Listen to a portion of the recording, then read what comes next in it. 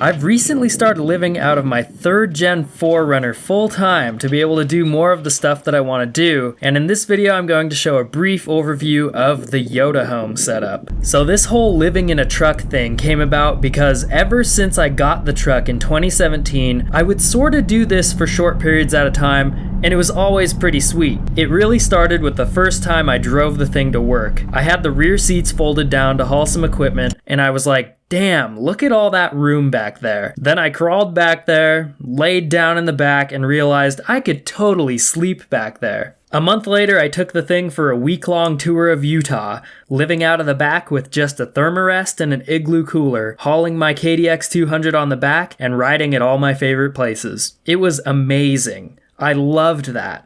I wanted to do that all the time, but it would not have been possible back then, and there was nothing pushing me to do it. But from that trip forward, I preferred to take the 4Runner for any traveling at all, because it allowed the flexibility of just being able to park and sleep in the back. I got a few things for it as time went on that made trips easier, like mosquito nets for the windows, a little inverter, all-terrain tires, and a small 12-volt air pump. But that was about the extent of what I got for the truck. With just these things, I did enough trips to take the truck from 260,000 miles to 290,000 miles on the odometer. That was a lot of experience doing short trips living out of the back of a truck. And through all of that, I was always very happy and very comfortable living out of it for short periods. I would always feel like I got the best, most restful sleep staying in the 4Runner because it was my own little place of absolute peace. Work can't bother you when you're camped in the 4Runner and there's no cell towers, and there's no landlord or building management to come knocking in the middle of the forest. Earlier this year, my friends bought me a memory foam mattress that squishes into the back perfectly, and that addition got me itching to go on a big truck adventure. I intended to start really rigging out the truck for adventure, and I was going to do that slowly and incrementally. But this summer, after hearing about new camping and riding area closures,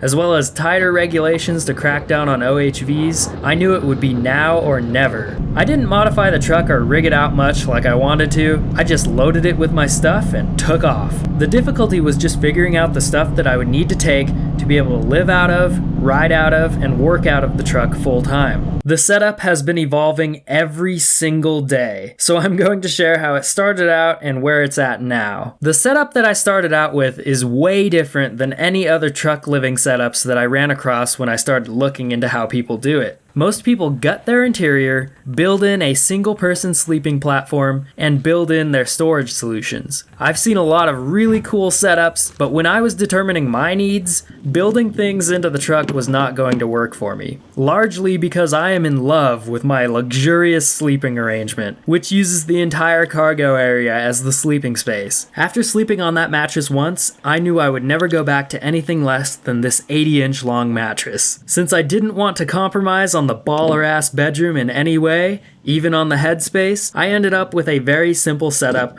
where most of my stuff is organized into nice waterproof bins that I simply unload to sleep. Obviously, it would suck to load and unload every day, so this setup isn't geared for constant movement or urban camping. It is geared for middle-of-nowhere boondocking with the intent to stay in the same spot for several days at a time while I ride, film, and do other work. My initial loadout included a 12-gallon kitchen bin, a 20-gallon clothing bin, a 20-gallon food bin, a 20-gallon office supply bin, my PC bin, my PC monitor bag, a 30-quart refrigerator, 2 toolboxes, a power bank, a folding table, a cooler with water, a cooler bag with water, and a pop-up tent, all jammed inside the 4Runner. In a rooftop cargo carrier, I had a riding gear bag, a work gear bag, and a sealed oil and fluid bin. Outside on the hitch receiver, or on the little Harbor Freight trailer, I had a gasoline generator,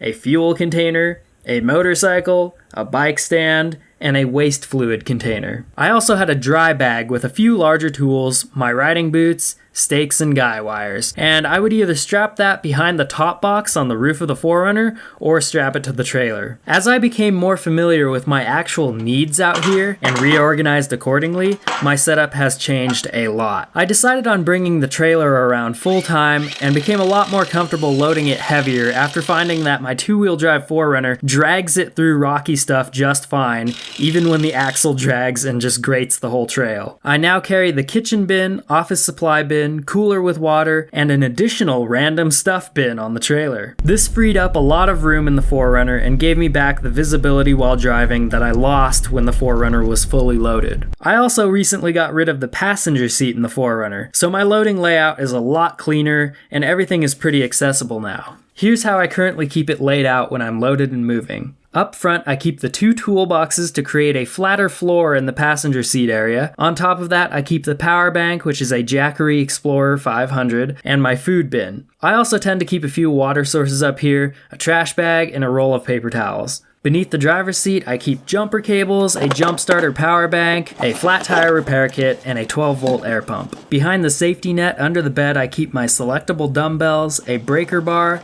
2 extension cords, some extra water bottles, a little lantern, and a sock filled with desiccant beads for a little bit of passive moisture control. When I'm loaded, I keep the bed covered with a tarp, and on top of that, I keep the refrigerator, my clothing bin, the PC bin, the PC monitor, which I now protect with a box that I built, the tent, the cooler bag, the dry bag, and the table. As you can see, there's still a good handful of things I have to shift to the front or take out before I can lay down in the back, but it's way less than when I started. And here's how I have the trailer loaded for movement. When I'm stopped to camp, I unload most of the stuff, cover it with the canopy tent, and uncover the bed. It's decently quick to get set up, but I'm still always looking for improvements and ways to make it easier. I can't go back and edit this exact video once it's posted, but the YodaHome rig is evolving every day, so I created torturetestmagazine.com/YodaHome, where you can always find the latest version of the YodaHome setup and all the links to all of the exact items that I use in the YodaHome. I'm working on other videos right now with specifics on how I'm able to do certain things,